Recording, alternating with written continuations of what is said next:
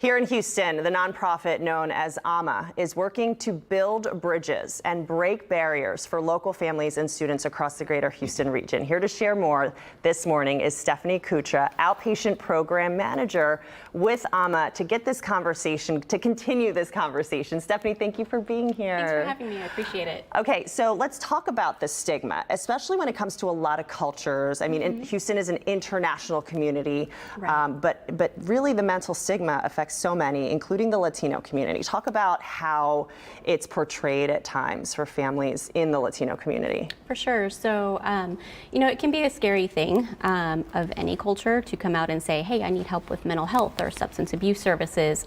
But in the, Hispanic and Latino community, we are kind of ingrained as a culture to kind of, not put that out in public, if you will. So we try and break that down. There is a language barrier, which a lot of families are afraid of as well. So we kind of tear that down, and that we have bilingual counselors available for them. And we also have a lot of migrant and undocumented families in our program as well. So, they don't have to be fearful of, that kind of status either. And that's a big part of mental health. So families that are coming to a different country and they don't speak the language and they have to find work, and now we're not here with papers, so that is an extra stressor. All of it adding up. I mean, that is all stressful in itself.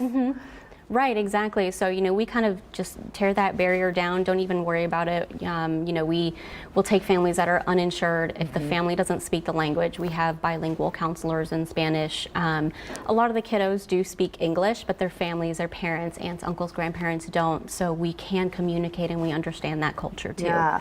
And do you feel as though, when you and I were growing up, I think the whole premise was, if you don't share your feelings, that makes you tougher, that makes you stronger. But now that I've grown up and I, explained to my parents, it's okay to get therapy. It's okay to talk about things. Now, my mom eventually went and got help, and she's healing with her issues. And it's like, do you feel as though the younger generation is really kind of making the shift?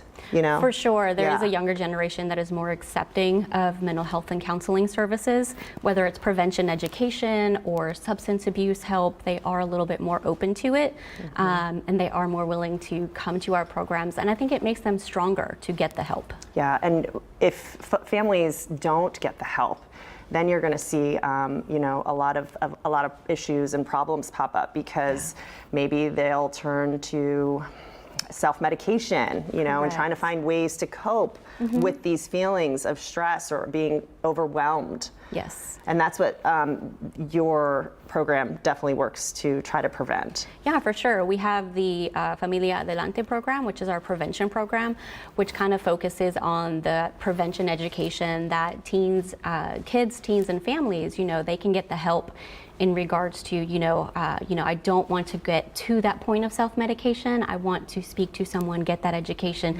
But we also have the substance abuse counseling program, which is for those teens and adults that are already using self-medicating, and we can help with that. I think too, one of the first steps is kind of understanding that there's a problem, right? So culturally, families may not think that one thing is a problem, or yelling or flying off the handle, like different ways that we react to emotions. Many people may not feel like that is a problem, but some of the signs, I mean, there are many signs to follow to say, hey, I need help, and it's okay to say that I need help. Yeah, for sure. We always say, obviously preventative measures is obviously better. If you see your teen depressed, down, anxious, maybe they've used once or twice in regards to substances, don't wait, because it can tend to escalate and get worse. So we do want them to get the help sooner versus later, and that will make them a stronger individual. Yes. And the help is out there. It is definitely out there. And like you were saying in the beginning, we have those free prevention and counseling services available. Stephanie, where can people learn more if they're interested in, learning about the program, finding contact information, and wanting to reach out? Yeah, so they can go to our website, which is aama.org, AAMA.org, and then there you can find all the phone numbers and department information that you need. And it doesn't matter if there's a language barrier, if families are undocumented, if they're fearful, none of that matters. We're here to help. We are here to help, absolutely. Okay, Stephanie Kutra, Outpatient Program Manager with AAMA, thank you so much for being here. Thanks so much.